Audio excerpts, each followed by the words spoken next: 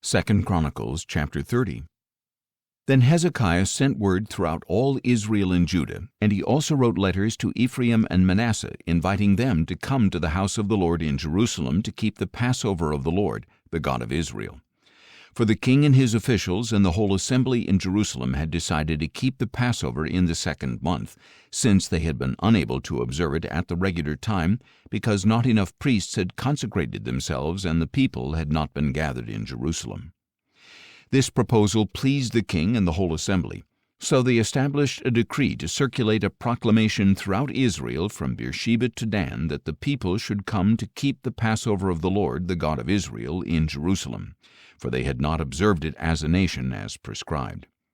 So the couriers went throughout Israel and Judah with letters from the king and his officials, which read, "Children of Israel, return to the Lord, the God of Abraham, Isaac, and Israel, so that he may return to those of you who remain, who have escaped the grasp of the kings of Assyria.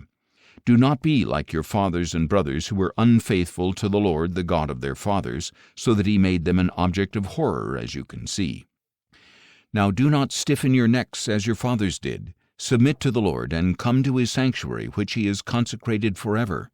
Serve the Lord your God, so that his fierce anger will turn away from you.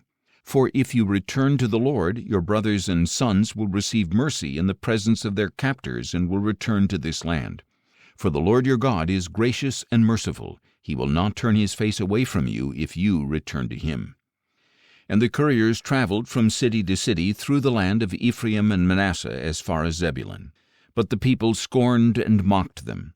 Nevertheless, some from Asher, Manasseh, and Zebulun humbled themselves and came to Jerusalem. Moreover, the power of God was on the people in Judah to give them one heart to obey the command of the king and his officials according to the word of the Lord. In the 2nd month, a very great assembly gathered in Jerusalem to celebrate the Feast of Unleavened Bread. They proceeded to remove the altars in Jerusalem and to take away the incense altars and throw them into the Kidron Valley. And on the 14th day of the 2nd month, they slaughtered the Passover lamb. The priests and Levites were ashamed, and they consecrated themselves and brought burnt offerings to the house of the Lord. They stood at their prescribed posts according to the law of Moses, the man of God. The priests sprinkled the blood which they received from the hand of the Levites. Since there were many in the assembly who had not consecrated themselves, the Levites were in charge of slaughtering the Passover lambs for every unclean person to consecrate the lambs to the Lord. A large number of the people, many from Ephraim, Manasseh, Issachar, and Zebulun, had not purified themselves, yet they ate the Passover contrary to what was written.